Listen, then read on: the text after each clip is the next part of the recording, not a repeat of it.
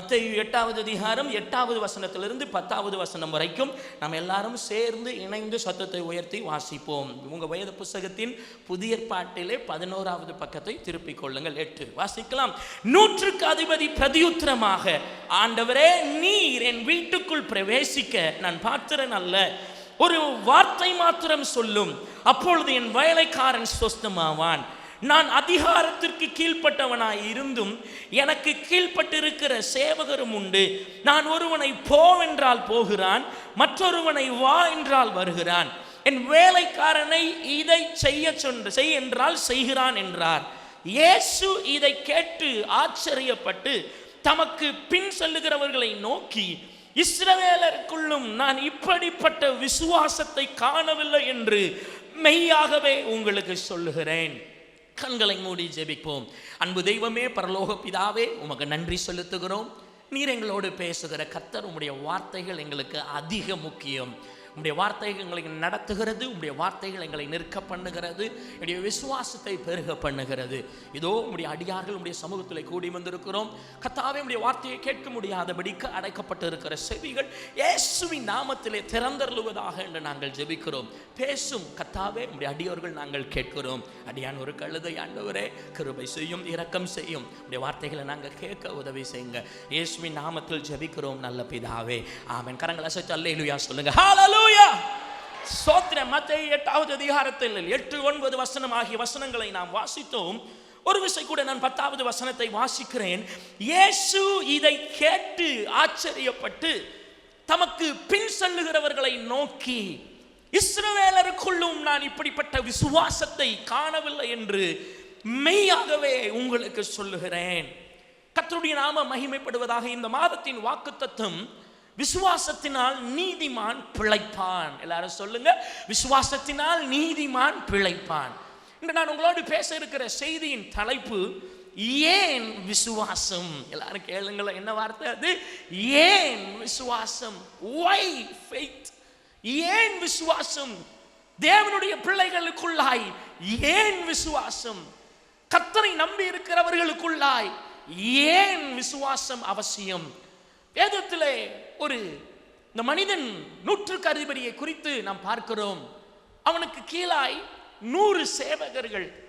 இந்த 100க்கு அதிபதி அவனுடைய சேவகர்களில் ஒருவனாய் இருந்த ஒருவனை குறித்து அவன் பலவீனப்பட்டு, அவன் ஸ்தோத்திரம் சுகவீனமாய் இருக்கிறதை கண்டு வருத்தப்பட்டு இயேசுவிடத்தில் வந்து அவன் இயேசுவின் உதவியை நாடுகிறான். இயேசுவிடத்தில் வந்து உதவி கேட்கிறான். இந்த 100க்கு அதிபதி இயேசுவை சந்தித்து, ஆண்டவரே, இதே போல என்னுடைய வேலைக்காரன் ஒருவன் சுகவீனமாயிருக்கிறான், நீர் எனக்கு உதவி செய்ய வேண்டும் என்று இயேசுவிடத்திலே இந்த முக்கியமான அதிகாரி ஒருவன் இயேசுவிடத்திலே வந்து கேட்கிறான். அப்ப இயேசு, நான் வருகிறேன் உன்னிடத்திலே, உன் வீட்டிற்கு நான் வருகிறேன் என்று சொன்ன உடனே அவன் சொல்லுகிறான், நீர் என்னுடைய வீட்டிற்கு வர நான் பாத்திரன் அல்ல, ஆனால் அதே நேரத்திலே நீர் ஒரு வார்த்தை சொன்னால் போதும். அவனுக்கு தெரியும், இயேசு ஒரு வார்த்தை சொன்னால் அவனுடைய வாழ்க்கையிலே அற்புதம் நடக்கும். இயேசு ஒரு வார்த்தை சொன்னால் அவனுடைய வாழ்க்கையிலே ஒரு மாற்றம் உண்டாகும், அவனுடைய வேலைக்காரன் பிழைப்பான் என்று அவனுக்கு தெரியும். இந்த காலையிலே நமக்கு தேவைப்படுகிறதெல்லாம் இயேசு சொல்லுகிற ஒரு வார்த்தை மாத்திரம் போதும். உங்கள் நிலை எப்படிப்பட்டதா இருந்தாலும், உங்கள் வாழ்க்கை எவ்வளவு பெரிய கஷ்டத்தில் இருந்தாலும், நீங்கள் மூழ்கி கொண்டிருந்தாலும், எந்த ஒரு வேதனையில் இருந்தாலும், தேவன் உங்களிடத்தில் ஒரு வார்த்தை பேசினால் போதும், நீங்கள் பிழைக்க முடியும். அப்பொழுது இந்த 100க்கு அதிபதி இயேசுவிடத்தில் சொல்லுகிறான், நீர் வர நான் தகுதி அல்ல, ஆனால் நீர் ஒரு வார்த்தை மாத்திரம் என்னிடத்தில் சொல்லும். அப்ப அவன் மனதில் இருக்கிற எண்ணம் எல்லாம், நான், அதாவது அந்த 100க்கு அதிபதி, அவனுக்கு கீழாய் அநேகர் வேலை பார்க்கிறார்கள். அப்ப அவன் சொல்லுகிறான், நான் போவென்றால் ஒருவன் போகிறான், நான் வா என்றால் ஒருவன் வருகிறான். என் வார்த்தைக்கு அநேகம் பேர் கீழ்ப்படியும் பொழுது, என் வார்த்தைக்கு இப்படி ஒரு வல்லமை இருக்கும் பொழுது, எல்லாவற்றிற்கும் மேலான தெய்வம் இயேசு கிறிஸ்து, நீர் ஒரு வார்த்தை சொன்னால் அந்த வார்த்தையிலே எவ்வளவு வல்லமை இருக்கும் என்று அவன் அறிந்து இயேசுவிடத்தில் சொல்லுகிறான், நீர் ஒரு வார்த்தை மாத்திரம் சொல்லும் என்று. அப்பொழுது இயேசு கிறிஸ்து இந்த விசுவாசத்தை கண்டு ஆச்சரியப்பட்டு, இந்த காலை நேரத்திலே தேவன் நம்முடைய விசுவாசத்தை பார்த்து ஆச்சரியப்பட வேண்டும். நம்முடைய நம்பிக்கையை அவர் பார்க்கும் பொழுது என்னுடைய மகன் அதிக நம்பிக்கை உடையவனாய் இருக்கிறான், என்னுடைய பிள்ளைக்குள்ளாய் அதிக விசுவாசம் இருக்கிறது என்று உங்களுடைய விசுவாசத்தை குறித்து இயேசு ஆச்சரியப்படுகிற விதத்திலே உங்கள் விசுவாசம் இருக்கிறதா? இங்கே இந்த நூற்றுக்கு அதிபதியுடைய விசுவாசத்தை இயேசு கண்டபோது அவர் ஆச்சரியப்பட்டார். அவரை பின்தொடர்ந்து வந்த அநேகர் இருந்தார்கள். எப்பொழுதுமே இயேசுவை சுற்றிலும் அநேகர் பின்தொடர்ந்து வந்து கொண்டிருந்தார்கள். முக்கியமாக அவருடைய சீஷர்களும் வந்தார்கள். எல்லாரும் யூதர்கள். அநேக யூதர்கள் இயேசுவை பின்தொடர்ந்தார்கள். குறைஞ்சது 1000 பேராவது இயேசுவை பின்தொடர்ந்துகிட்டே இருந்தார்கள். ஒரு இடத்துல அவர் வனாந்திரத்தில் போய் பேச போனார். அங்கே 5000 ஆண்கள் மாத்திரம் இருந்தது, புருஷர்கள் மாத்திரம் இருந்ததாக வேதவசனம் சொல்லுகிறது. There were many people surrounding Jesus. அநேக ஜனங்கள் இயேசுவை சுற்றி இருந்தார்கள். அப்படி அநேக ஜனங்கள் இயேசுவை சுற்றி இருந்தும் வேதவசனம் சொல்லுகிறது, இயேசு அவர்கள் எல்லாரையும் திரும்பி பார்த்து சொல்லுகிறார், இந்த நூற்றுக்கு அதிபதிக்குள்ளாய் இருந்த விசுவாசம் இஸ்ரவேலர் ஒருவருக்குள்ளும் இல்லை என்று கம்பேர் பண்ணி காட்டினார். இதுல எனக்கு ஆச்சரியப்பட்ட விஷயம், நீங்கள் கவனிக்க வேண்டிய ஒரு விஷயம் என்ன தெரியுமா? வசனம் சொல்லுகிறது, தமக்கு பின் சொல்லுகிறவர்களை நோக்கி, இஸ்ரவேலருக்குள் நான் இப்படிப்பட்ட விசுவாசத்தை காணவில்லை. இயேசு சொல்றார், I have not seen such faith. அப்படினா என்ன அர்த்தம்? நம்முடைய விசுவாசத்தை காண்கிற தேவன் ஒருவர். He sees your faith. விசுவாசம் இருக்கிறதா என்று அவர் தேடுவாராம். கடைசி நாட்களிலே விசுவாசம் இல்லாம போகும். விசுவாசம் இருக்காது. விசுவாசம் தேடப்படுகிறது. ஸ்தோத்திரம். அநேகருக்குள்ள இந்த கடைசி காலங்களிலே விசுவாசம் தேடப்படுகிறது. கர்த்தர் தேடுகிறார். விசுவாசம் என் மகனுக்குள்ள இருக்குதா? இந்த குடும்பத்தில் விசுவாசம் இருக்குதா? ஏனென்றால் அநேகர் விசுவாசத்தை இழந்து விட்டார்கள். இயேசு சொன்னார், இஸ்ரவேலர்களுக்குள்ளே, அப்படின்னா அத்தனை சீஷர்கள் இயேசுவை பின்தொடர்ந்து வந்தும் அவர்களுக்குள்ளாத இல்லாத ஒரு விசுவாசம் இந்த நூற்றுக்கு அதிபதிக்குள்ளாய் இருந்தது. இயேசு விசுவாசத்தை பார்க்கிறார். இயேசு விசுவாசத்தின் அளவை கவனிக்கிறார். அதான் வேதத்திலே சொல்லப்படுகிறது, ஒருவனுக்கு கடுகு அளவு விசுவாசம் இருந்தால் மலையை பெயர்ந்து போக செய்ய முடியும். கடுகு அளவு விசுவாசம் மலையை அப்புறப்படுத்தும். அப்ப அந்த அளவு, see there is difference in faith. அளவு, விசுவாசத்திலே அளவு. இன்று காலையில உங்களை நீங்கள் ஆராய்ந்து பாருங்கள், உங்க விசுவாச அளவு எவ்வளவு இருக்குது? கணவனுக்குள்ள இருக்கிற விசுவாசம் மனைவிக்குள்ள அந்த அளவு இருக்குதா? ஒரு சில வீடுகளிலே மனைவிக்கு நிறைய விசுவாசம் இருக்கும், கணவன் ரொம்ப விசுவாசிக்க மாட்டாங்க. ஒரு சில வீடுகளில் பெற்றோர்கள் நல்ல விசுவாசம் உள்ளவர்களா இருப்பாங்க, பிள்ளைகள் விசுவாசிக்க மாட்டார்கள். ஒரு சில வீடுகளிலே ஐயோ பாவம் பரிதாபம், பிள்ளைகளுக்குள்ளே அநேக விசுவாசம், நிறைய விசுவாசம் இருக்கும் அவங்களை குறித்து, அவங்க வாழ்க்கையை குறித்து, கர்த்தர் மேல் அவங்களுக்கு விசுவாசம் இருக்கும். ஆனால் அவருடைய பெற்றோர்களுக்கு விசுவாசம் இருக்காது. But I am presenting you to a God. உங்களுக்கு நான் ஒரு தெய்வத்தை அறிமுகப்படுத்துகிறேன். அவர் பழையவர் அல்ல, அவர் ஏதோ புதிய தெய்வம் அல்ல, நேற்றும் இன்றும் மாறாத கர்த்தராகிய இயேசு கிறிஸ்து. அந்த இயேசு கிறிஸ்து உங்களுடைய விசுவாசத்தின் அளவை பார்த்து கொண்டிருக்கிறார்.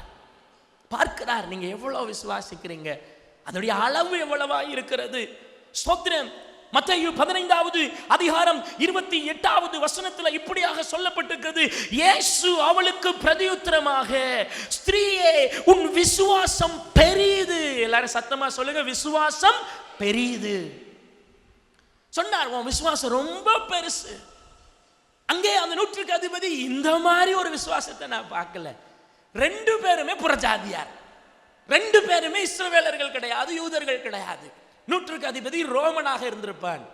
இந்த ஸ்திரீ, ஸ்தோத்திரம், அவள் கானானிய ஸ்திரீ.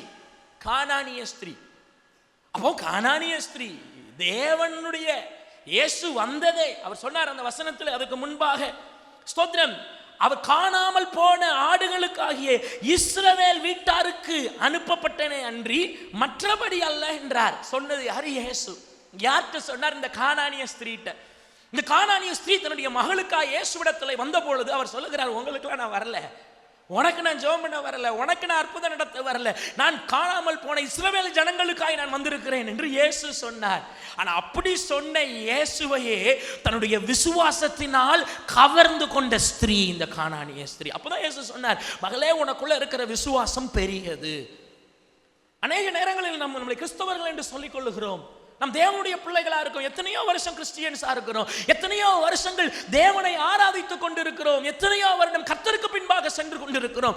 ஆனால் அநேக நேரங்களிலே மற்றவர்களுக்கு இருக்கிற விசுவாசம் கூட நமக்குள்ளே இருக்கிறதில்லை. ஏன்னா பழகிட்டோம், இயேசுவோடையே இருந்து பழகினதுனால அவர் மேல நம்பிக்கை இல்லாம போயிருச்சு. எத்தனை தடவை பார்த்திருக்கோம், உங்க பிள்ளைகள், நீங்க பெரிய டீச்சரா இருக்கலாம், இருக்கிற எல்லா மற்ற ஸ்டூடெண்ட்ஸ் உங்களை பார்த்து டீச்சர் நீங்க சொன்னா கரெக்ட்னு சொல்லுவாங்க, ஆனா உங்க பிள்ளைகள் உங்களை நம்ப மாட்டாங்க. இதேதான் எங்கேயும். சோத்திரம், அநேகர் இயேசுவை நல்லா ஆராதிச்சு we have come to a level that இயேசு மேல நம்பிக்கை இல்லாம ஒரு விஷயம், ஒரு சோதனை, ஒரு கஷ்டம், ஒரு வேதனை வந்தா முதல்ல தேடுறது உலகத்தை தான் தேடுவோம். முதல்ல அறிவிக்கிறது உலகத்தில் இருக்கிறவர்களுக்கு தான் அறிவிப்போம். எனக்கு இந்த மாதிரி ஒரு கஷ்டம் இருக்குது, எனக்கு இந்த மாதிரி ஒரு வேதனை இருக்குது என்ற உலகத்தை. அப்போ அநேக நேரங்களிலே நமக்குள் இராத விசுவாசம் உலகத்தில் இருக்கிறவர்களுக்கு இருக்கிறது. சரி, இதெல்லாம் பார்க்கும்போது நான் உங்களுக்கு சொல்லுகிற வார்த்தை, சொல்லுகிற காரியம், உங்கள் விசுவாச அளவை கர்த்தர் பார்த்து கொண்டு இருக்கிறார். அது பெரியதா இருக்குதா, அது சிறியதா இருக்குதா, நீங்கள் எவ்வளவு தேவனை விசுவாசிக்கிறீர்கள், நீங்கள் எவ்வளவு கர்த்தரை நம்பிக்கொண்டு இருக்கிறீர்கள், எவ்வளவு நீங்கள் அவரை சார்ந்து கொண்டிருக்கிறீர்கள் என்று உங்களுடைய ஒவ்வொருவருடைய விசுவாசமும் அளக்கப்பட்டு கொண்டிருக்கிறது. அப்ப ஏன் ஒரு பிள்ளைக்கு விசுவாசம் அவசியம், ஏன் ஒரு தேவனுடைய பிள்ளைக்கு விசுவாசம் அவசியம்? அவருடைய விசுவாசத்தினாலே வருகிற கிடைக்கிற ஒரு சில காரியங்களை நான் சொல்லுகிறேன். விசுவாசத்தினால் சுகம் உண்டாகிறது. எல்லாரும் சத்தமா சொல்லுங்க, விசுவாசம் சுகப்படுத்தும். சொல்லுங்க அந்த வார்த்தையை, விசுவாசம் சுகப்படுத்தும். இந்த நூற்றுக்கு அதிபதியுடைய வாழ்க்கையில் அவனுடைய சோத்திரம், அவனுக்காக அவனுடைய வேலைக்காரன் இவனுடைய விசுவாசத்தின் நிமித்தம் சுகமாக்கப்பட்டான்.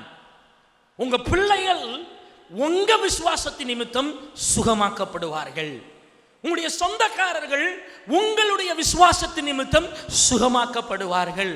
நீங்கள் யாரு மேலே கரிசனையாக இருக்கிறீர்களோ, நீங்கள் யாருக்காய் ஜெபிக்கிறீர்களோ, உங்கள் விசுவாசம் பெரிதா இருக்கிறது என்றால் உங்களின் நிமித்தம் கர்த்தர் யாரையும் சுகப்படுத்த முடியும். ஹல்லேலூயா.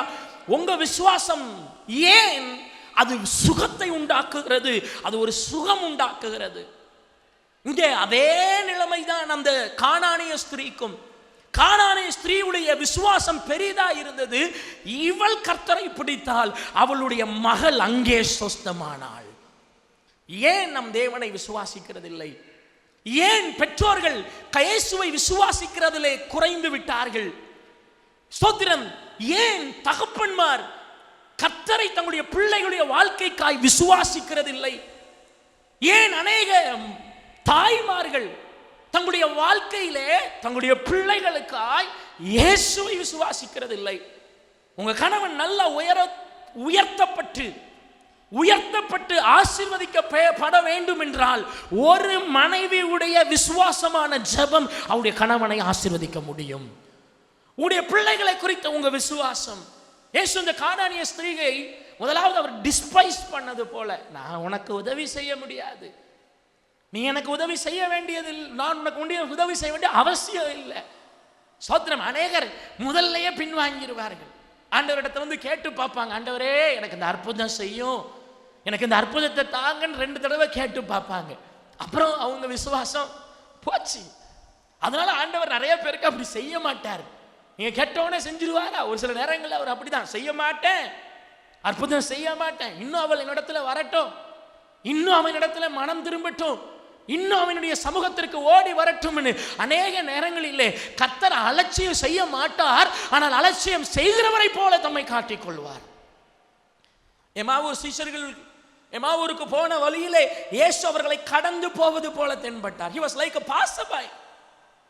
அங்கே ஒரு சிலர் தண்ணீரிலே மூழ்கி கொண்டிருந்தார்கள். சீசர்கள், சோத்திரம், சீசர்கள் காற்று அலை பயங்கரமா அடிச்சு, ஐயோ 3.5 வருஷம் இயேசு கூட இருந்த இந்த சீசர்கள் நினைக்கிறாங்க, நாங்க தண்ணீரில் மூழ்க போறோமே, இயேசு வேற இல்லையே, திடீர்னு பார்த்தா அங்க ஒரு சோத்திரம், ஒரு பூதம் போல யாரோ வார.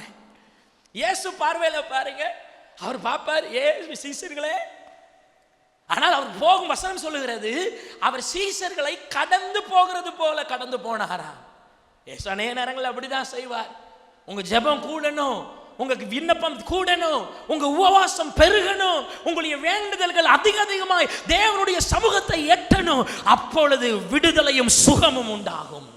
அப்பொழுது உங்கள் ஜெபங்கள் கேட்கப்படும். விசுவாசம் ஏன்? சுகம் உண்டாவதற்கு, ஹீலிங். நீங்கள் வியாதியில் இருக்கிறது கர்த்தருக்கு பிரியமல்ல. நீங்கள் வேதனையிலும் நோய்களிலும் இருக்கிறது கர்த்தர் விரும்புகிறது அல்ல. 45 வயது ஆயிடுச்சு, 50 வயசு ஆயிடுச்சு, இந்த வயசுல இப்படிதான் நோய் வரும் அப்படின்னு கர்த்தர் உங்களை உலக சட்டத்திற்குள்ளாய் வைக்கவில்லை. நீங்களும் நானும் பரலோக சட்டத்திற்குள்ளாய் இருக்கிறோம். நமக்கு சட்டமே வேற. சட்டம் என்கிறது ஆவிக்குரிய வாழ்க்கையில மாத்திரமல்ல, உங்களுடைய சரீரத்திலும் நாம் பரலோக சட்டத்திலே இருக்கிறோம்.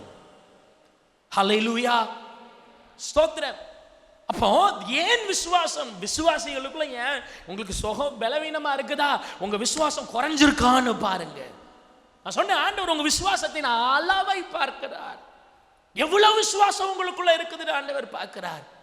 ஸ்தோத்திரம். ஆனா விஷயம் என்னன்னா, கடுகளவு விசுவாசம் இருந்தாலே உங்களால மலைகளை பெயர்க்க முடியும். ஏன் நம்மளால அநேக காரியங்களை செய்ய முடியல? ஏன் நமக்கு அநேக அற்புதங்கள் வருகிறது இல்லை? நமக்கு கடுகளவு விசுவாசம் கூட இல்லை. கடுகளவு கூட விசுவாசம் இல்லை. வருத்தப்படணும். இந்த நோய் ஏன் திரும்ப? ஒருவேளை எனக்கு ஆண்டு, நீங்க ஜெபம் பண்ணுங்க, கேளுங்க ஆண்டவரே. ஒருவேளை ஆண்டவரே போதுமான அளவு எனக்கு விசுவாசம் இல்லாததுனால தான் இந்த பலவீனம் என்னை தொடர்ந்து கொண்டே இருக்கிறதா என்று கர்த்தரிடத்தில் கேளுங்கள். அப்ப அந்த 100க்கு அதிபதி தன்னுடைய பெரிய விசுவாசத்தினால், இஸ்ரவேலர்ல வேற யாருக்கும் அந்த விசுவாசம் இல்லை. இந்த 100க்கு அதிபதிக்குள்ள இருந்த விசுவாசத்தின் நிமித்தம் ஒரு சுகம். இந்த கானானிய ஸ்திரீ தன் பிள்ளையை காப்பாற்றிக் கொண்டாள். சோ ஏன் விசுவாசம் முக்கியம்? விசுவாசம் சுகப்படுத்தும். எல்லாரும் சத்தமா சொல்லுங்க, விசுவாசம் சுகப்படுத்தும். இரண்டாவதாக 1 பேதுரு 5வது அதிகாரம் 8, 9 ஆகிய வசனங்களை நாம் வாசிக்கலாம். 1 பேதுரு 5வது அதிகாரம் 8, 9 ஆகிய வசனங்கள் வாசிங்க. தெளிந்த புத்தி உள்ளவர்களாயிருங்கள், விழித்திருங்கள். ஏனெனில் உங்கள் எதிராளியாகிய பிசாசானவன் கர்ச்சிக்கிற சிங்கம் போல் எவனை விழுங்கலாமோ என்று வகை தேடி சுற்றி திரிகிறான். விசுவாசத்தில் உறுதியாயிருந்து அவனுக்கு எதிர்த்து நில்லுங்கள். உலகத்தில் உள்ள உங்கள் சகோதரிடத்திலே அப்படிப்பட்ட பாடுகள் நிறைவேறி வருகிறது என்று அறிந்திருக்கிறீர்களே. விசுவாசத்தில் உறுதியாயிருந்து அவனுக்கு எதிர்த்து நில்லுங்கள். ஏன் விசுவாசம் முக்கியம்? ஏன் விசுவாசம் ஒரு தேவனுடைய பிள்ளைக்கு அவசியம்? முதல்ல சொன்னேன், விசுவாசம் சுகப்படுத்தும். ஆனா இன்னொரு காரியம் கிட்டத்தட்ட அத மாதிரி தான், ஆனா அதுல உள்ள வித்தியாசம் தெரியணும். என்ன தெரியுமா? விசுவாசம் விடுதலை அளிக்கும். எல்லாரும் சத்தமா சொல்லுங்க, விசுவாசம் விடுதலை அளிக்கும். அதுக்கும் சுகத்துக்கும் என்ன வித்தியாசம்னா, சுகம் நேச்சுரல், ஆனா விடுதலை என்கிறது சூப்பர் நேச்சுரல். விடுதலை சூப்பர் நேச்சுரல் என்றால், விடுதலை யாருக்கு தேவை தெரியுமா? பிசாசின் நிமித்தம் கட்டுகளில் இருக்கிறவர்களுக்கு விடுதலை தேவை. அநேக நோய்களை இயற்கை கொடுக்க முடியும், ஆனால் அநேக நேரங்களிலே மனிதர்களுக்கு நோய்களை பிசாசு கொண்டு வருகிறான். வசனம் சொல்லுகிறது, அவன் திருடவும் கொல்லவும் அழிக்கவுமே அல்லாமல் வேறொன்றுக்கும் வரான். எதிராளியாகிய பிசாசு. You cannot find a friendship with Satan. நிறைய பேர் பிசாசோட ஒன்றி வாழலாம் அப்படின்னு நினைப்பாங்க, நடக்காது. அவன் எதிராளி. அவன் கிறிஸ்தவர்களை, தேவனை நம்புகிறவர்களை, இயேசுவை பின்பற்றுகிறவர்களை எந்த விதத்திலேயாவது அழிக்கும்படி கர்ச்சிக்கிற சிங்கம் போல உங்களுக்கு பிரச்சனை கொடுத்துக்கிட்டே தான் இருப்பான். சொல்லுவோம், நம்ம பிரச்சனையா வருது, வரும். நஷ்டம் வர்றது போல அநேக பிரச்சனைகள் நம்மளை சூழ்ந்து கொண்டு இருக்கிறது போல இருக்கும், வரதான் செய்யும். ஆனால் பிரச்சனைகளின் மத்தியிலே உங்கள் விசுவாசம் உங்களுக்கு விடுதலை அளிக்கும். பிசாசு நோயை கொடுப்பான், சண்டைய வீட்டில் கொண்டு வருவான், சுதந்திரம் பலவீனத்தை கொண்டு வருவான், மாற்று எண்ணங்கள், கருத்து வேறுபாடுகளை பிசாசு கொண்டு வருவான், மனிதர்களுடைய நினைவை சீரழிப்பான், சுதந்திரம் அடிமைத்தனத்தை கொண்டு வருவான். போதை வஸ்துகளுக்கு அடிமைப்பட்டு இருக்கிறவர்கள் அவங்க நல்லவங்களா இருக்கணும்னு நினைச்சா அவங்களால முடியாது. ஏன்? பிசாசு அவங்களை அடிமைப்படுத்தி வைத்திருக்கிறார். பிசாசு அடிமைப்படுத்தினால அதுல இருந்து அவங்களால தப்பிக்க முடியல. ஒரு சில கெட்ட குணங்களில் இருக்கிறவர்களை பிசாசு அடிமைப்படுத்தி இருக்கிறபடியினால் அதிலிருந்து அவர்களால் தங்களை காப்பாற்றிக் கொள்ள முடியவில்லை. நம்ம என்ன செய்யறோம்? சுகத்தை ட்ரை பண்றோம், அந்த செக்ஷனை ட்ரை பண்றோம். என்ன செக்ஷன்? இவன் இதை செய்தால் சரியாகி விடுவான், இவன் இந்த மருந்தை குடித்தால் சரியாகி விடுவான், இவனுக்கு இந்த கவுன்சிலிங் கொடுத்தால் சரியாகி விடுவான். கவுன்சிலிங் தேவைப்படல, அவனுக்கு பிசாசிடத்திலிருந்து ஒரு விடுதலை தேவைப்படுகிறது. ஹல்லேலூயா. ஆமா, ரெண்டையும் பிரிச்சு வித்தியாசமா பாருங்க. சுகம் வேற, விடுதலை வேற. சுகம் நேச்சுரலா வர்ற பலவீனத்திலிருந்து கர்த்தர் கொடுக்கிற சுகம். ஆனால் விடுதலை என்கிறது கர்த்தர் பிசாசை மடங்கடித்து உங்களுக்கு கொடுக்கிறது. அப்ப வசனம் சொல்லுகிறது, உங்களுக்குள்ள இருக்கிற விசுவாசம், விசுவாசத்தில் உறுதியா இருந்து அவனுக்கு எதிர்த்து நில்லுங்கள். இயேசு சொல்லுகிறார், பிசாசுக்கு எதிர்த்து நில்லுங்கள், அப்பொழுது அவன் உங்களை விட்டு ஓடி போவான். பிசாசு டிஸ்டர்பன்ஸ் கொண்டு வருவான். கணவனுக்கும் மனைவிக்கும் நடுவில் பிரச்சனைகளையும் சந்தேகங்களையும் கொண்டு வர்ற ஸ்பெஷலிஸ்ட் பிசாசு. ஆனால் விசுவாசம் பிசாசுகளை துரத்தும், விடுதலை அளிக்கும். அதான் இயேசு சொன்னார், அவருடைய கடைசி கட்டளை. மார்க் எழுதின சுவிசேஷ புத்தகத்தில் நீங்கள் பார்க்க முடியும். அந்த கடைசி 16வது அதிகாரம் 17வது வசனத்தை பாருங்க. விசுவாசிக்கிறவர்களால் நடக்கும் அடையாளங்கள் ஆவன, என் நாமத்திலே பிசாசுகளை துரத்துவார்கள். கரங்களை உயர்த்தி அல்லேலூயா என்று சொல்லுவோம். ஹல்லேலூயா. விசுவாசிகள்னா யாருன்னா பிசாசை துரத்துறவங்க. ஹல்லேலூயா. நீங்க போற இடத்துல பிசாசு இருக்க முடியாத அளவுக்கு உங்கள் விசுவாசம் உங்களுக்குள்ளாய் பெரியதாக இருக்கணும். Don't call a pastor. ஒரு பாஸ்டர் பிசாசு உங்க வீட்டில் பிசாசு துரத்தணுமா? உங்க வாழ்க்கையில பிசாசு துன்பத்தை கொண்டு வரானா, கஷ்டத்தை கொண்டு வரானா? நீங்க ரட்சிக்கப்பட்டு ஒரு 5 வருட சபையில நல்லா உறுதியா இருக்கிறவங்களா இருந்தா எங்களை நீங்க கூப்பிடுறதை விட உங்க விசுவாசம் உங்களை சுற்றி இருக்கிற பிசாசுகளை துரத்த முடியும். நாங்க தான் பிசாசை துரத்துவோம் நான் சொன்னேன்னா நான் பொய் சொல்றேன். இல்லைன்னா அப்படி எப்படின்னா இப்படி உங்களுக்குள்ள விசுவாசம் இல்லாம இருந்தா சொல்லலாம். எத்தனை பேர் இயேசுவை விசுவாசிக்கிறீங்க? இப்படிலாம் சொல்ல முடியாது. இயேசுவை விசுவாசிக்கிறவங்க சத்தமா அல்லேலூயா சொல்லுங்க. ஹல்லேலூயா. உங்கள் விசுவாசம் பிசாசை ஜெயிக்கிற ஜெயமாய் மாறும். அப்ப விசுவாசம் ஏன் இருக்கு? உங்களுக்கு விடுதலை வேணும்னா, உங்க வீட்டில் உங்களுக்கு பிரியமில்லாத குணங்களோ, உங்கள் வீட்டிலே உங்களுக்கு பிரியமில்லாத செயல்களோ, உங்கள் வீட்டிலே உங்களுக்கு உங்க பிள்ளைகளோ, உங்க வீட்டில் ஏதோ ஒரு விஷயமோ உங்களுக்கு பிடிக்காம பிசாசு குணம் போல இருக்குதுன்னா, இன்றைக்கு கர்த்தர் உங்களுக்குள்ள ஏற்படுத்துகிற விசுவாசத்தின் நிமித்தம் அந்த பிசாசின் சோதனைகள் தெரிபட்டு போக கர்த்தர் கிருபை செய்வார். ஹல்லேலூயா. நீங்க சொல்லுங்க, ஏன் எல்லைக்குள்ள கர்த்தருக்கு பிரியம் இல்லாமல் எந்த பிசாசும் வர முடியாது என்கிற விசுவாசம். அந்த விசுவாசத்துல தான் அநேகர் போனாலே பிசாசுகள் ஓடி போகும். விசுவாசம். எல்லாரும் சொல்லுங்க, என்ன வார்த்தை அது? விசுவாசம். மார்க் 5வது அதிகாரம் 34வது வசனத்தை நாம் எடுப்போம். ஸ்தோத்திரம். மார்க் 5வது அதிகாரம் 34வது வசனம். அவர் அவளை பார்த்து, உன் விசுவாசம் உன்னை ரட்சித்தது, நீ சமாதானத்தோட போய் உன் வேதனை நீங்கி சுகமாயிரு என்றார். 3வது, முதல்ல சொன்ன விசுவாசம் சுகப்படுத்தும், விசுவாசம் விடுதலை அளிக்கும். இங்கே ஒரு ஸ்திரீயை குறித்து வேதவசனம் சொல்லுகிறது. 12 வருடங்கள் பெரும்பாடுள்ள ஸ்திரீ, அவர்களை இயேசு சுகப்படுத்தினார். நமக்கு தெரிந்த ஒரு காரியம். அவளுக்குள்ளே ஒரு விருப்பம், அவளுக்குள்ளே ஒரு விசுவாசம்.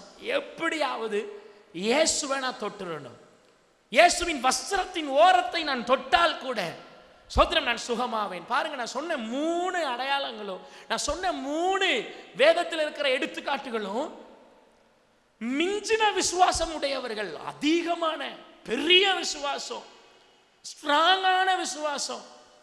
உங்களுக்குள்ள ஸ்ட்ராங்கான விசுவாசம் இருக்கிறனால அநேகர் உங்களை பார்த்து, என்ன இப்படி ஆண்டவரை நம்புறீ, இது கொஞ்சம் ஓவரா இல்லையான்னு சொல்லியிருந்தாங்கன்னா நீங்க நினைக்கணும், நீங்க தான் இயேசுவை கவர்ந்து இழுத்திருக்கிறீங்க. ஹல்லேலூயா. உங்க விசுவாசம் ஓவரா இருக்கா? நீங்க தான் ஆண்டவரை ரொம்ப கவர்ந்து எடுத்துட்டு இருக்கிறீங்க. ஒருவன் கத்துனா, தாவீதின் குமாரனே எனக்கு இறங்கும்னு. எல்லாரும் என்ன சொன்னாங்க அவனை பார்த்து? அமைதியாயிரு. ஆனா இயேசு என்ன சொன்னார் தெரியுமா? உன் விசுவாசம் பெரியது அப்படின்னு அவனை பார்த்து சொன்னார். உன் விசுவாசம். அப்போ உங்க விசுவாசம் அநேக நேரங்களிலே கேலியாய், மற்றவர்கள் பார்த்து பரியாசம் பண்ணக்கூடிய அளவிலே, என்ன இவன் இவ்வளவு விசுவாசம் வைக்கிறான், பொழுதனைக்கு சர்ச்சுன்னு போறான், வாழ்க்கையில எதுவும் பிழைக்கிறதுக்கு பார்க்கலையா? சோத்திரம், எல்லாரும் அதெல்லாம் செய்யறாங்களே. 199 பிள்ளைகளும் டியூஷன்ல பயங்கரமா படிக்குது, இவா மட்டும் சர்ச்சிலேயே போய் கிடக்கிறா. எத்தனையோ பேர் ப்ராஜெக்ட் செய்யறதுக்கு எவ்வளவோ செய்றாங்க.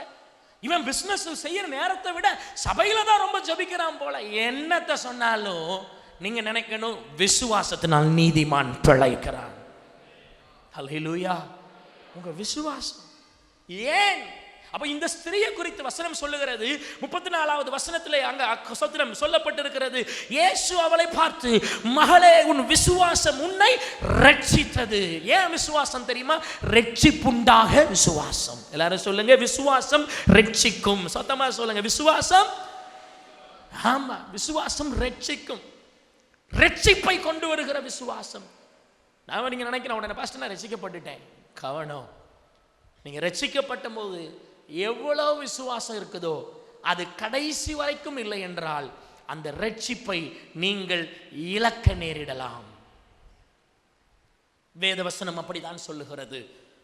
எபிரேயர் 10வது அதிகாரத்தை எடுத்துக்கொள்ளுங்கள். எபிரேயர் 10வது அதிகாரம் 38, 39 ஆகிய வசனங்கள் வாசிப்போமா? விசுவாசத்தினாலே நீதிமான் பிழைப்பான், பின்வாங்கி போனானால் அவன் மேல் என் ஆத்துமா பிரியமாயிராது என்கிறார். நாமோ கெட்டு போக பின்வாங்குகிறவர்களாயிராமல் ஆத்துமா ஈடேற விசுவாசிக்கிறவர்களாயிருக்கிறோம். எல்லாரும் சொல்லுங்க, ஆத்துமா ஈடேற. விசுவாசங்கிறது உங்க ஆத்துமாவையும் இந்த வசனத்தின்படி பார்த்தா தேவனுடைய ஆத்துமாவையும் இணைக்கிறது. ஒரு தடவை 2 தடவைக்கு 1 தடவைக்கு 2 தடவை இந்த வசனத்தை நான் திரும்ப திரும்ப வாசித்தேன். யார் ஆத்துமா? என்ன சொல்றது வசனத்துல? பின்வாங்கி போனானால் அவன் மேல் என் ஆத்துமா பிரியமாயிராது. பவுல் சொன்னாலும் சோத்திரம், கர்த்தருடைய இருதயம். சோத்திரம், ஒரு மனுஷன் மேல பிரியமா இருக்கணும்னா உங்கள் மேல யோசிக்கிறத விட உங்க ஆத்துமா மேல தேவனுடைய இருதயம் பிரியமா இருக்கணும்னு நினைச்சீங்கன்னா உங்க ஆத்துமாக்குள்ள விசுவாசம் இருக்கணும். பின்வாங்கினானால் அப்போ ஒரு ஆப்ஷன் இருக்குது. விசுவாசத்தினால் நீதிமான் பிழைப்பான். எத்தனை பேர் பிழைச்சு கொண்டு இருக்கிறீங்க? நான் கேட்கல. எத்தனை பேர் பிழைச்சு கொண்டு இருக்கிறீங்க உங்க விசுவாசத்தினாலே? சரி, எத்தனை பேர் நீங்க சொல்ல முடியும், பாஸ்டர் அந்த அளவுக்கு நான் பிழைச்ச மாதிரி இல்லை, ஒரு பிரச்சனை, ஒரு சோத்திரம், ஒரு கொடுமையிலே, ஒரு தேவையிலே, ஒரு கஷ்டத்திலே, ஒரு வேதனையிலே, ஒரு அடிமைத்தனத்திலே நான் சிக்கி இருக்கிறேன், ஒரு பாவத்தில் நான் சிக்கி கொண்டு இருக்கிறேன் என்று நீங்கள் சொல்வீர்கள் என்றால் உங்களுடைய விசுவாசமும் கேள்விக்குறியாகிறது, உங்களுடைய ரட்சிப்பும் கேள்விக்குறியாகிறது. அதான் வசனம் சொல்லுகிறது. பின்வாங்கினானால், அப்ப பின்வாங்கிறவன் யாரு? விசுவாசம் இல்லாதவர்கள் பின்வாங்கி இருக்கிறார்கள். எல்லாரும் சொல்லுங்க, யார் பின்வாங்கி இருக்கிறாங்களா? பக்கத்துல உங்களை பார்த்து சொல்லுங்க, விசுவாசம் இல்லைன்னா பின்வாங்கிடுவோம் அப்படின்னு சொல்லுங்க. என்ன சார், நீங்க இப்ப இதே கேள்வியை திரும்ப கேளுங்க, ஏன் நிறைய பேர் பின்வாங்கிட்டாங்க அப்படி கேளுங்க. அப்ப அவங்களுக்குள்ள விசுவாசம் இல்லை. அதான் ஆண்டவர் வசனம் சொல்லுகிறது, பின்வாங்கினானால் அவன் மேல் கர்த்தருடைய இருதயம் பிரியமாயிராது. அப்போ அந்த கடைசி வசனத்தை அதுல பாருங்க. ஸ்தோத்திரம், 10வது அதிகாரத்தின் கடைசி வசனம், நாமோ கெட்டு போக பின்வாங்குறவர்களாயிராமல் ஆத்துமா ஈடேற, ஆத்துமா பரலோகத்துக்கு போக, என் ஆத்துமா இயேசுவோடு இணைக்கப்பட விசுவாசிக்கிறவர்களாயிருக்கிறோம். ஹல்லேலூயா. Continuing. I become a Christian, now I'm not trusting in God. என்ன தப்பு? நான் கிறிஸ்தவனா மாறிட்டேன், இப்போ எனக்கு ஆண்டவர் மேல அந்த அளவு நம்பிக்கை இல்லைன்னா தப்பு. நான் கிறிஸ்தவனா இருந்தேன், இப்போ நோயை பார்த்து பயப்படுறேன், பேயை பார்த்து பயப்படுறேன், மனுஷனை பார்த்து பயப்படுறேன்னு சொன்னா அது தப்பு. ரட்சிக்கப்பட்ட 10 பேர்ல 5 பேர் பரலோகத்துக்கு வர்றது கஷ்டம். 5 பேர் புத்தி இல்லாதவர்களாய் மாறுகிறார்கள். எல்லாரும் பரலோகத்துக்கு வர முடியாது. பரலோகத்தின் பாதை அது கடினமா இருக்கிறது. You have to put some effort. என்ன எஃபோர்ட்? பணம் கொடுக்க சொல்றாரா இல்ல வேலை பார்க்க சொல்றாரா? ஆண்டவர் சொல்றதெல்லாம் நீ விசுவாசித்தால் நீ பிழைப்பாய். அந்த ஒரு பாயிண்ட் போதும். இந்த வருஷத்தின் பாதியில் இருக்கிற நாம் ஜூலை மாதத்தின் முதல் ஞாயிற்றுக்கிழமை நீங்க முடிவெடுக்கணும், இந்த வருஷத்தின் மிச்சம் இருக்கிற எல்லா நாள்லையும் நான் விசுவாசத்தினால் ஜெயிப்பேன். ஹல்லேலூயா. எந்த நோய்க்கு பெரிய ஜெபம்லாம் வேண்டாம். சோதனை உங்களுக்கு வர்ற போராட்டங்கள்ல ரொம்ப பயங்கரமா நீங்க போராடணும் இல்லை, நீங்க விசுவாசித்தால் தேவனுடைய மகிமையை காண்பாய். இயேசு சொன்னார். அவர் அதான் கேட்டார் நிறைய பேரை சுகப்படுத்தும் பொழுதும் விடுதலையாக்கும் பொழுதும், do you believe? ஒரு மனுஷனுக்கு விடுதலை தேவைப்பட்டுச்சு. யாருக்கு தெரியுமா? அவன் பிள்ளைக்கு. இதில் கவனிங்க, நிறைய நேரத்தில் நம்ம பார்த்து, நான் சொல்ல ஒவ்வொரு அடையாளத்திலையும் யாருக்கு பிரச்சனையோ அவங்க ஆண்டவர்கிட்ட வரல, கொஞ்சம் ரேராக வந்தாங்க. ஆனால் அவங்களுக்கு தெரிஞ்சவங்களுக்கு பிரச்சனை, அவங்க பிள்ளைகளுக்கு பிரச்சனை, அவங்க மகளுக்கு பிரச்சனை, கானானிய ஸ்திரீ, அவனுடைய மகனுக்கு பிரச்சனை, ஒரு தகப்பன், இவங்கெல்லாம் பயங்கரமான விசுவாசத்தோட இயேசுட்ட வந்தாங்க. பெற்றோர்களுக்கு எவ்வளோ விசுவாசம் தேவை? பிள்ளை பின்வாங்குச்சுன்னா பெற்றோர்களுடைய விசுவாசம் தான் பிள்ளைகளை காப்பாற்றும். பிள்ளைக்கு ஒன்றுமே தெரியாது, பாவம். உங்கள் பிள்ளைகள் பாவம். வீட்டில் பிள்ளைகள்லாம் போய் சொல்லுங்க, அம்மா நான் பாவம். பிள்ளைங்க பாவம், பிசாசின் பிடியில் இருப்பாங்க, வேதனையில் இருப்பாங்க. அவங்களுக்கு என்ன அந்த பாருங்க, நோயில் இருக்கிறவங்களுக்கு என்ன செய்கிறோன்னு தெரியாது. உங்கள் கணவன் நோயில் இருந்தாருன்னா மனைவியுடைய விசுவாசம் தான் அவங்கள பிடிச்சி தாங்கணும். எத்தனையோ சாட்சிகள் இந்த சபையில் இருக்குது. எத்தனையோ மனைவிமார்கள் கஷ்டப்படும் போது அவங்களுடைய கணவனுடைய விசுவாசம் அந்த குடும்பத்தை காக்கும். எத்தனையோ அடையாளம் இந்த சபையில் இருக்குது. கவனிங்க, உங்க பிள்ளைகள் வேதனைப்படுறாங்களா, கஷ்டத்தில் இருக்கிறாங்களா, அப்போ யாரு விசுவாசம் சோதிக்கப்படும்னா உங்க விசுவாசம் சோதிக்கப்படும். பெற்றோர் எவ்வளவு முக்கியம், பெற்றோருக்குள்ள இருக்கிற விசுவாசம் எவ்வளவு முக்கியம். நம்ம ஜெபம் பண்றது கிடையாது, நம்ம சினிமா பாட்டுக்கு டான்ஸ் ஆடுறது, ஊர்ல என்னென்ன பாட்டெல்லாம் பாடுறது, சோத்திரம் உலக பிரகாரமாக நடந்துக்கிறது, பிசாசுக்கு அடையாளமாக இருக்கிற அநேக அடையாளங்களை உங்கள் மேலே போட்டுக்கொள்ளுகிறது, கண்மை போடுகிறது, பிசாசு அடையாளத்தெல்லாம் உங்கள் மேலே வச்சுக்கிறது. இதெல்லாம் செஞ்சால் உங்கள் பிள்ளைகள் எப்படி விசுவாசிப்பாங்க? உங்கள் பிள்ளைகளுக்காக நீங்கள் எப்படி விசுவாசிப்பீங்க? ஒரு மனிதன் அதான் இயேசுவிடத்தில் வந்தான். அவன் சொன்னான், என்னுடைய வாலிபனாக இருக்கிற என் மகன் கொஞ்ச நேரத்தில் தீயில விழுறான், கொஞ்ச நேரம் அவன் தண்ணீரில் போய் விழுறான். இன்று அநேக வாலிபர்கள் கொஞ்ச நேரம் நல்லா இருப்பாங்க, கொஞ்ச நேரம் வித்தியாசமாக இருப்பாங்க. திடீர்னு வந்து அம்மாவை பார்த்து அம்மா அப்படிம்பாங்க, திடீர்னு வந்து அம்மாவை பார்த்து ஏமா அப்படிம்பாங்க. சோத்திரம். பிள்ளைங்க வித்தியாசமாக நடக்கிறாங்களா? உங்கள் பிள்ளைக்கு விடுதலை தேவை. நீங்கள் அவசரப்பட்டு உங்கள் பிள்ளைகிட்ட இந்த வார்த்தையை போய் சொல்லி அவனை ஒரேடியாக நீங்கள் இழக்கவும் செய்யலாம். இல்லை, இயேசுவிடத்தில் வந்து விசுவாசித்து நீங்கள் விடுதலை வாங்கி கொடுக்கலாம். நிறைய பேர் அவங்க பிள்ளைகளுக்கு உடனே நீங்கள் என்ன சொல்யூஷன் யோசிக்கிறீங்க? ஐயோ அவங்க சொல்லிட்டாங்க, இதை சொல்லிட்டாங்க, என் பிள்ளைய குறித்து அதை சொல்லிட்டாங்க, உடனே அதை செய்யணும், ஹாஸ்பிட்டலுக்கு ஓடணும், ஸ்கூலுக்கு போய் அதை செய்யணும், இதை செய்யணும், அப்படி செஞ்சு இப்படி செஞ்சு. ஸ்தோத்திரம். அவங்க பிள்ளைகள் படிக்கலைன்னா கோபம் வருதா? ஸ்தோத்திரம். நான் தான் ரொம்ப கோபப்படுவேன், பிள்ளைகளை குறித்து ரொம்ப கோபப்படுறது நான் தான். ஆனால் அதே நேரத்தில் பிள்ளைகளை ரொம்ப ஃப்ரீயாக இயேசுவின் மேலே இருக்கிற விசுவாசத்தினால் ஃப்ரீயாக விடுறவனும் நான் தான். ஸ்தோத்திரம். கர்த்தருடைய நாமம் மகிமைப்படட்டும். அப்போ ஒரு பிள்ளைகள் நல்லா இருக்கணும்னா பெற்றோருடைய விசுவாசம். அந்த நான் சொன்னேன்ல, ஒரு தகப்பன் அவனுடைய மகனுக்காக இயேசுவிடத்தில் வந்து கேட்கிறார். அந்த மகன் ஒரு சில நேரத்தில் அக்கினியில் விழுறானா, ஒரு சில நேரத்தில் தண்ணீரில் விழுந்தான். அப்போ இயேசு அவனிடத்தில் கேட்டார், என்ன தெரியுமா? நீ விசுவாசிக்கிறாயா? இன்று காலையிலே அநேக பெற்றோரை நோக்கி, அநேக கணவன்மாரை நோக்கி, மனைவிமாரை நோக்கி இயேசு கேட்கிற வார்த்தை, நீ விசுவாசிக்கிறாயா? அந்த அவன் உடனே அவன் ஆண்டவர்கிட்ட சரண்டர் ஆகிட்டான். அவன் சொல்லிட்டான், ஆண்டவரை விசுவாசிக்கிறேன், ஆனால் என்னுடைய அவிசுவாசம் நீங்கள் எனக்கு உதவி செய்யும். எத்தனை பேர் அதை சொல்கிறீங்க? கரங்களை உயர்த்தி பரலோகத்துக்கு நேரம் கூட தலைகளை உயர்த்தி, ஆண்டவரே நான் உங்களை விசுவாசிக்கிறேன்ப்பா, நான் அநேக நேரங்களில் எனக்கு சந்தேகம் பயங்களை போல வருது, என் அவிசுவாசம் நீங்கள் எனக்கு உதவி செய்யும். அல்லேலூயா. கர்த்தர் உங்களுக்கு உதவி செய்வார் சகோதரா. அவன் சொன்ன மாத்திரத்தில் கர்த்தர் அவனுக்கு விடுதலை கொடுத்தார், சுகம் கொடுத்தார். நான் சொன்னேன், இப்போ நான் பேசிட்டு இருக்கிற பாயிண்ட் 3வது, விசுவாசம் ரட்சிக்கும். விடுதலை வேற, சுகம் வேற, இது ரட்சிப்பு, வாழ்க்கையில ஒரு மாற்றம். சோத்திரம். இன்னொரு வசனத்தை வாசித்தால் இன்னும் கொஞ்சம் நல்லா புரியும். 1 பேதுரு 1வது அதிகாரம் 9வது வசனத்தை எடுத்து வாசிங்க. 1 பேதுரு 1வது அதிகாரம் 9வது வசனம், உங்கள் விசுவாசத்தின் பலனாகிய ஆத்தும ரட்சிப்பை அடைகிறீர்கள். ஹல்லேலூயா. எனக்கு என்னவோ எப்படி தோணுதுன்னா, ரட்சிப்பு என்கிறது நமக்கு கிடைச்சிருக்கிற சால்வேஷன் ஒன்று, நம்முடைய ஃபைனல் டெஸ்டினேஷன் பரலோகம். ஹல்லேலூயா. ஆத்தும ரட்சிப்பை அடைகிற அந்த பரலோகத்தை அடைகிற வரைக்கும் என்ன தேவை? விசுவாசம். அப்படி இல்லைன்னா பின்வாங்குவாங்க, அப்படி இல்லைன்னா இயேசுவை விட்டு போவாங்க. மறுபடியும் சொல்லிட்டா 10ல் 5 கஷ்டம். இயேசுவை விசுவாசிக்காதவர்கள் பரலோகத்துக்கு வர முடியாது. அப்படின்னா நம்ம விசுவாசத்தை குறித்து எவ்வளோ சீரியஸாக எடுக்கணும். இயேசுவை நம்புறோம், சொல்றோம், ஆனால் சொந்தக்காரங்களுக்காக இயேசுவை விட்டு கொடுக்கிறோம். அவன் தப்பா பேசுவோம், அவர்கள் என்னை தவறாக நினைப்பார்கள், அவர்களுக்காக நான் இயேசுவை நம்புகிறதில்லை. அவங்க என்னை குறித்து குறை சொல்றாங்க, அவங்க ஏதாச்சும் செஞ்சிருவாங்க, நான் அவன்கிட்ட சரியா வச்சுக்கிடணும். இயேசுவை கைவிடுறாங்க.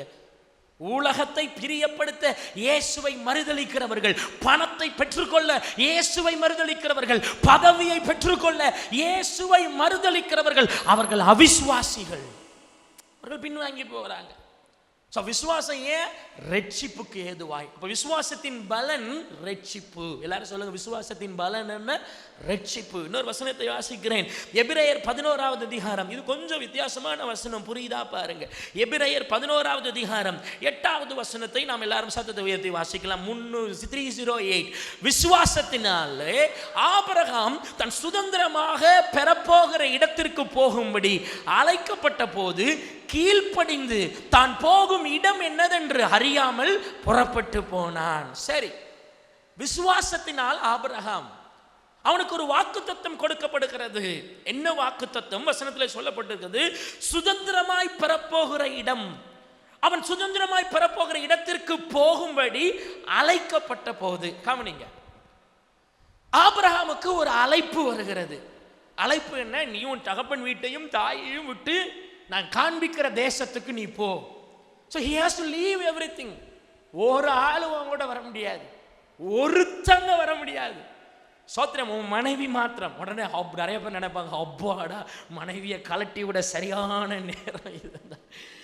சோத்திரம், ஆண்டவர் அப்படி செய்யவே மாட்டார். கணவனும் மனைவி ஒரே சரீரமா இருக்கிறார்கள். அவர்களை கர்த்தர் ஒரு நாளும் பிரிக்க மாட்டார். அல்லேலூயா சொல்லுங்க, அல்லேலூயா.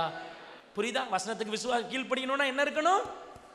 நிறைய பேர் சொல்லுவாங்க, வசனத்துக்கு என்னால கீழ்ப்படிய முடியலையே பாஸ்டர். காரணம் என்ன? விசுவாசம் இல்லை. ஸோ அது 4வது பாயிண்ட் என்ன? விசுவாசம் கீழ்ப்படிய செய்யும். எல்லாரும் அந்த வார்த்தை சொல்லுங்க, விசுவாசம். இதோ அடியேன், இதோ அடியேன், நீங்க என்ன சொன்னாலும் நான் கேட்கிறேன். ஆமா, ஸ்தோத்திரம்.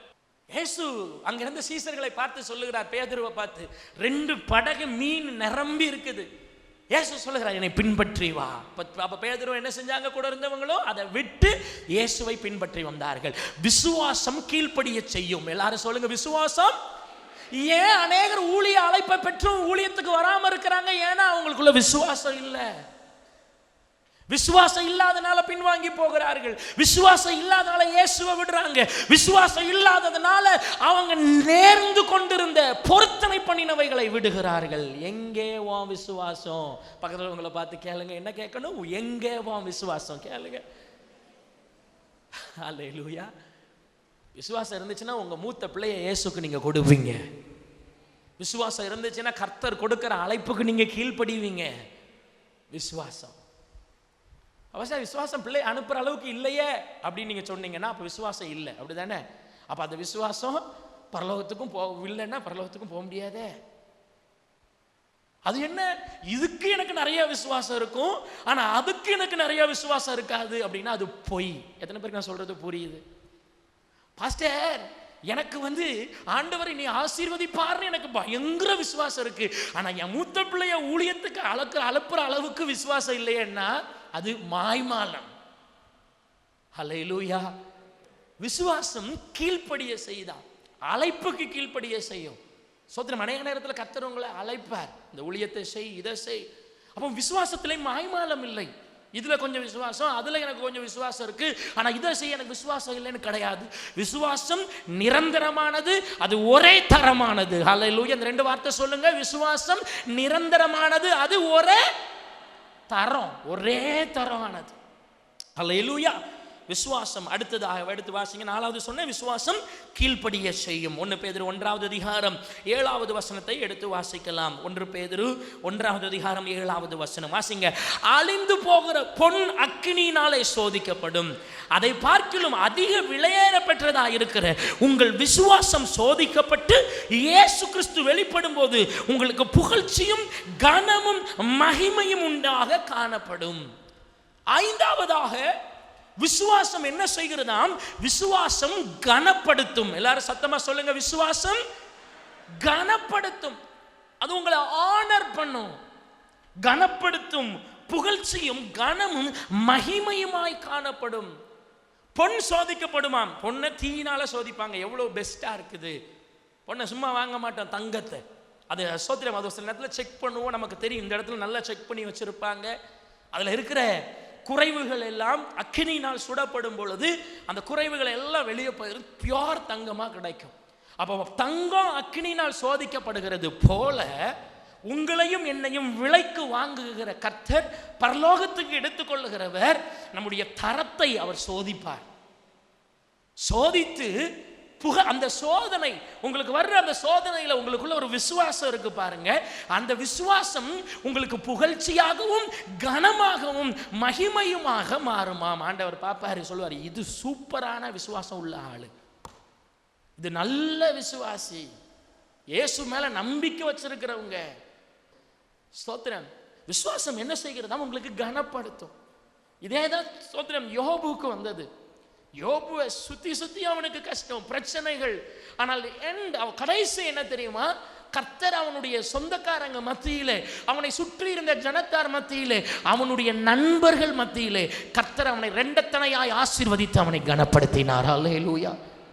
உங்களுக்கு இருக்கிற வேதனைகள், உங்களுக்கு இருக்கிற கஷ்டங்கள், உங்களுக்கு இருக்கிற போராட்டங்கள் எல்லாவற்றின் முடிவு உங்கள் விசுவாசத்தினாலே இரண்டத்தனையான ஆசீர்வாதம், இரண்டத்தனையான விளைச்சல்கள், இரண்டத்தனையான மேன்மை, மகிமை, நன்மைகள் உங்களுக்கு கிடைக்கும். நீங்க எதிர்பார்த்து விசுவாசம் இல்லாம ஒரு ஆசீர்வாதத்தை பெறலாம், ஆனா நீங்க விசுவாசித்தால் இரண்டத்தனையான ஆசீர்வாதம் கர்த்தர் உங்களுக்கு கொடுக்க முடியும். விசுவாசம் மேட்டர், விசுவாசம் முக்கியம், இட் மேட்டர்ஸ், அது ரொம்ப அவசியம். நோயில தவழ்ந்துட்டு இருக்கிறீங்களா? விசுவாசத்தை செக் பண்ணுங்க. போராட்டம் நிறைய வரும், ஆனா அந்த போராட்டத்தின் நிமித்தம் கவலை வருதா? கஷ்டப்படுறீங்களா? வேதனைப்படுறீங்களா? ஏதோ ஒரு கஷ்டத்தின் நிமித்தம் பிள்ளைகிட்ட சண்டை போடுறீங்களா? ஏதோ ஒரு வேதனை நிமித்தம் கணவன்கிட்டயோ மனைவிட்டு எரிச்சல் அடைகிறீங்களா? உங்க விசுவாசத்தை செக் பண்ணி பாருங்க. ஏதோ ஒரு கஷ்டத்தின் நிமித்தம், போராட்டத்தின் நிமித்தம் பயம் வருதா? உங்க விசுவாசத்தை செக் பண்ணி பாருங்க. ஒரே ஒரு ஆன்சர், விசுவாசம். அதான் ஆண்டவர் சொன்னார், விசுவாசத்தினால் நீதிமான் பிழைப்பான். எல்லாரும் அந்த வார்த்தையை சொல்லுங்க, விசுவாசத்தினால் நீதிமான் பிழைப்பான். பிழைப்புங்கிறது எல்லாத்துலயும் பிழைப்பீங்க நீங்க. ஹல்லேலூயா. கரங்களை தட்டி கர்த்தருக்கு மகிமை செலுத்துவோமா? நான் விசுவாசிச்சா எல்லாத்துலயும் பிழைப்பேன். கர்த்தர் என்னை எல்லாவற்றிலும் பிழைக்க பண்ணுவார். ஹல்லேலூயா, ஹல்லேலூயா, ஸ்தோத்திரம். சரி, அதான் யோபு அந்த சூழ்நிலையிலே, இது ஒரு தீர்க்க தரிசனம் பாருங்க. யோபுக்கு அவ்வளோ கஷ்டம் இருக்குது. அவன் விசுவாசம் எந்த அளவுக்கு ரீச் ஆச்சுன்னா, அவன் கிட்டத்தட்ட 2000 ஆண்டுகள் தாண்டி நடக்க போற ஒரு விஷயத்தை அவன் சொன்னான். விசுவாசத்துல என்ன சொன்னான்? என் மீட்பர் உயிரோடு இருக்கிறார். ஹல்லேலூயா. அப்போ உங்க விசுவாசம் எவ்வளவு வருஷம் டிராவல் பண்ண முடியும்? உங்கள் விசுவாசம், யோபு விசுவாசம் 2000 வருஷம் டிராவல் பண்ணிச்சான். அவன் சொல்லிட்டான், என் மீட்பர் உயிரோடு இருக்கிறான், நான் நல்லா ஆவேன். அந்த விசுவாசத்தினால அவன் ஆசீர்வதிக்கப்பட்டான். சரி, விசுவாசத்துடைய முடிவுக்கு வருவோமா? சோத்திரம். வெளிப்படுத்தல் 2வது அதிகாரம் 13வது வசனம் எடுத்து வாசியுங்கள். வெளிப்படுத்தல் 2வது அதிகாரம் 13வது வசனம் வாசிப்போமா? வாசிக்கலாம் இணைந்து. உன் கிரியைகளையும் சாத்தானுடைய சிங்காசனம் இருக்கிற இடத்தில் நீ குடியிருக்கிறதையும், நீ என் நாமத்தை பற்றி கொண்டிருக்கிறதையும். சோத்திரம். சாத்தான் குடிக்கொண்டிருக்கிற இடத்திலே உங்களுக்குள்ளே எனக்கு உண்மையுள்ள சாட்சியான அந்தியோப்பா என்பவன் கொல்லப்பட்ட நாட்களிலும் என்னை பற்றும் விசுவாசத்தை நீ மறுதலியாமல் இருந்ததை. சோத்திரம். என்னை பற்றும் விசுவாசம் என்றால் அந்த வசனத்தில் நீங்க எதை கவனிக்கணும்னா, நீ என் நாமத்தை பற்றி இருக்கிறதையும். எல்லாரும் வாசிங்களா? நீ 3வது லைன் வாசிங்க. நீ என் நாமத்தை பற்றி கொண்டிருக்கிறதையும். அதே இது கடைசிக்கு முந்தின லைனா அதை வாசிங்க. சோத்திரம். நீ சோத்திரம் நாட்களில் என்னை பற்றும் விசுவாசம். அப்போ சோத்திரம், தேவனை பற்றி கொண்டிருக்கிறது, கர்த்தருடைய நாமத்தை பற்றி கொண்டிருக்கிறது தான் விசுவாசத்தை பற்றி கொண்டிருக்கிறதுங்கிறதற்கு அடையாளம். சரி, what does it mean by faith? விசுவாசம்னா என்ன? அது நடக்கும், இது நடக்கும். நீங்க நினைப்பீங்க, எனக்கு ஒரு பெரிய அற்புதம் நடக்கும் அப்படின்னு நீங்க நினைச்சு அது நடக்கலைன்னா உங்க விசுவாசம் தோத்துருச்சுன்னு அல்ல. விசுவாசம் என்ன நடக்கும் என்ன நடக்காதுங்கிறத வச்சு அல்ல, உங்க விசுவாசம் இயேசுங்கிற பேர்ல தான் இருக்குது. ஹல்லேலூயா. புரிஞ்சுதா? புரிஞ்சுதா? நான் விசுவாசிக்கிறேன், கர்த்தர் இந்த அற்புதத்தை எனக்கு செய்வார், அதை வச்சு இல்ல. நீங்க விசுவாசிக்க வேண்டியது இயேசுவின் நாமத்தை. இயேசு அந்த வார்த்தை இயேசுவின் மேல் வார்த்தை நாமத்தின் மேல் விசுவாசம் உள்ளவனாக இருக்கிறவன் பிழைக்கிறான். அவருடைய நாமம். அப்போ உங்களுடைய எல்லா சிச்சுவேஷன்லையும் நீங்க என்ன சொல்லி பழகணும் தெரியுமா? இயேசு. ஹல்லேலூயா. எந்த விஷயத்திலையும் நீங்க இயேசுவை மட்டும் உயர்த்தி கொண்டே இருங்க. உங்க விசுவாசம் அதுல தான் பிரதிபலிக்கிறது. ஹல்லேலூயா. டாக்டர்னு சொல்ற இடத்துல இயேசுன்னு சொல்லுங்க. என் பிள்ளைன்னு சொல்ற இடத்துல இயேசு செய்வார்னு சொல்லுங்க. என் பெலன்னு சொல்ற இடத்துல இயேசு எனக்கு தருவார்னு சொல்லுங்க.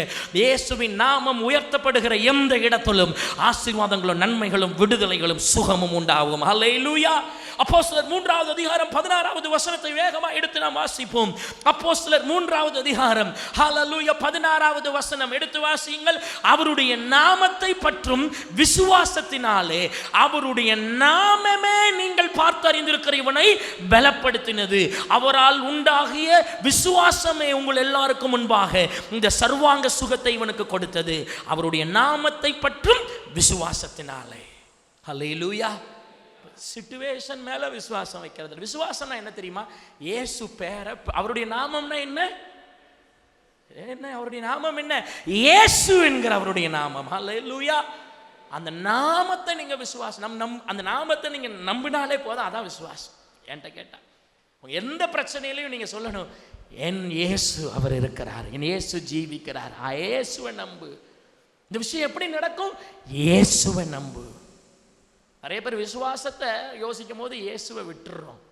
எல்லாத்துலேயும் இயேசு இயேசு இயேசு இயேசுன்னு சொல்லி பாருங்க, உங்களுடைய விசுவாசம் அதிகமாக. அதுதான் விசுவாசமே. எல்லாரும் பக்கத்தில் பார்த்து சொல்லுங்க, இயேசுவை அறிக்கையிடுறது தான் விசுவாசமே. அப்படி சொல்லுங்க. ஹல்லேலூயா. ஹல்லேலூயா. எத்தனை பேருக்கு நான் சொன்னது புரிந்தது? ஹல்லேலூயா. உங்களுடைய விசுவாசம் குறையாது இருக்கட்டும். அப்போ நான் சொன்னேன், சுகம் வேணும்னாலும் விடுதலை வேணும்னாலும் எந்த ஒரு நன்மைகள் உங்களுக்கு கிடைக்குன்னாலும் ரட்சிப்பு கிடைக்குன்னாலும் வாக்குத்தத்தங்களுக்கு கீழ்ப்படியினாலும் கனப்படுத்தப்பட வேண்டும் என்றாலும் வேதத்தில் இன்னும் விசுவாசத்தினால் கிடைக்கிற அநேக காரியங்களை சொல்ல முடியும். எதுவா இருந்தாலும் இயேசு உங்களுக்கு உதவி செய்ய முடியும். இயேசுவை நம்பினவர்கள் ஒரு நாளும் வெட்கப்பட்டு போகிறதில்லை. இயேசுவின் நாமத்தின் மேல் விசுவாசம் வைத்திருக்கிறவர்கள் ஒரு நாளும் குறைவுபட்டு போகிறதில்லை. அவருடைய நாமத்தை நம்புகிற எவனும் அவன் பிழைப்பான். விசுவாசிப்பவன் பிழைப்பான். விசுவாசியே நீ பதறாதே, விசுவாசியே நீ கலங்காதே.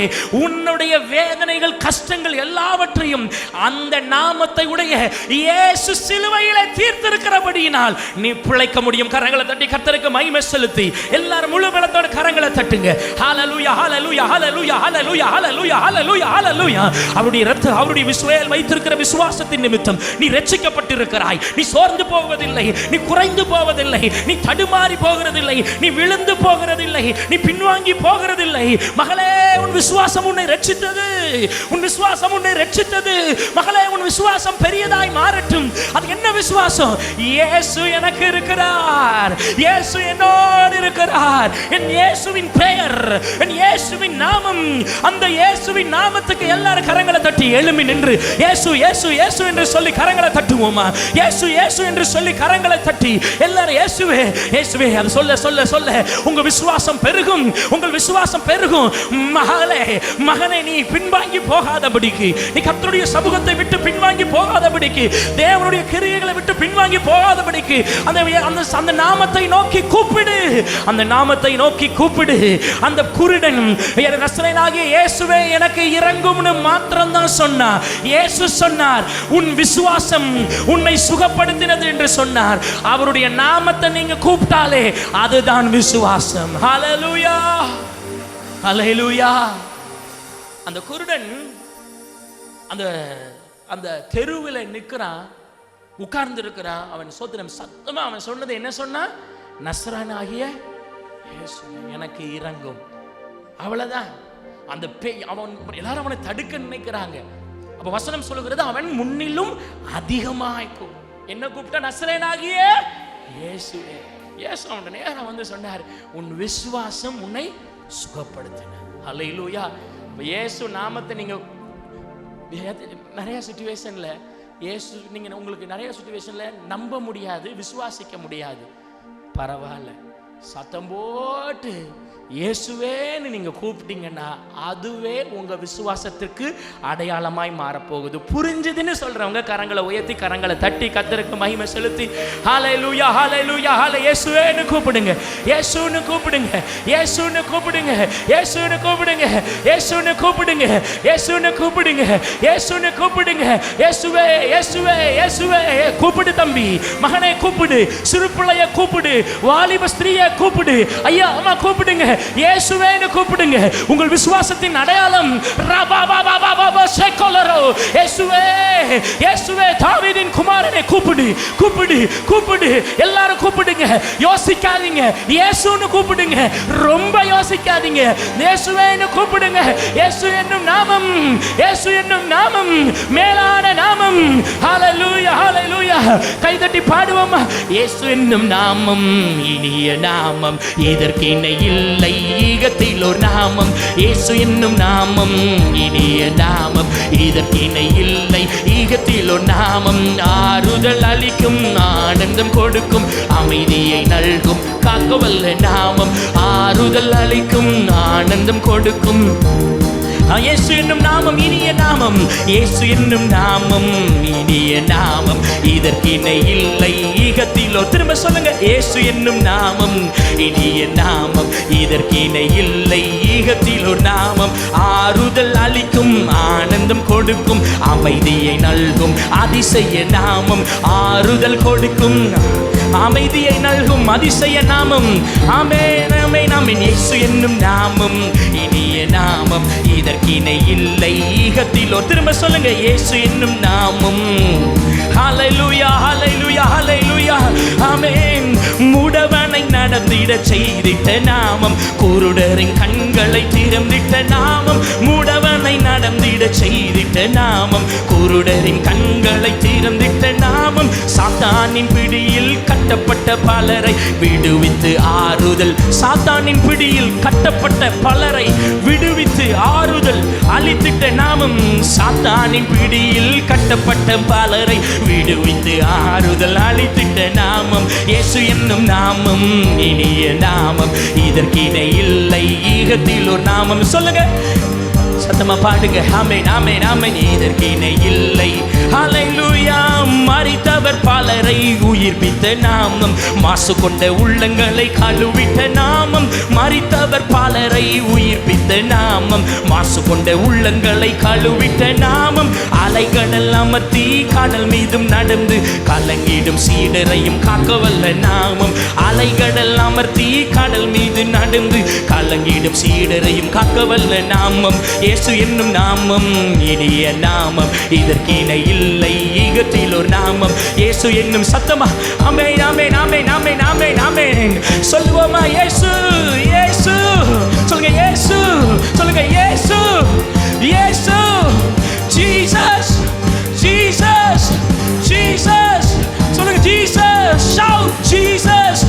இயேசு இயேசு இயேசுவே இயேசுவே இயேசுவே இயேசுவே இயேசுவே. கூப்பிடுங்க, இயேசுவேன்னு கூப்பிடுங்க, ஒவ்வொருவரும் கூப்பிடுங்க, ஒவ்வொரு கூப்பிடுங்க. ஒரு விடுதலை, ஒரு விடுதலை, ஒரு அற்புத சுகம், ஒரு அற்புத விடுதலை, ஒரு ரட்சிப்பு, ஒரு ரட்சிப்பு. கூப்பிடு, இன்னும் அதிகமாய் கூப்பிடு, இன்னும் அதிகமாய் கூப்பிடு. பரியாசத்தின் மத்தியில் இயேசுவை கூப்பிடு.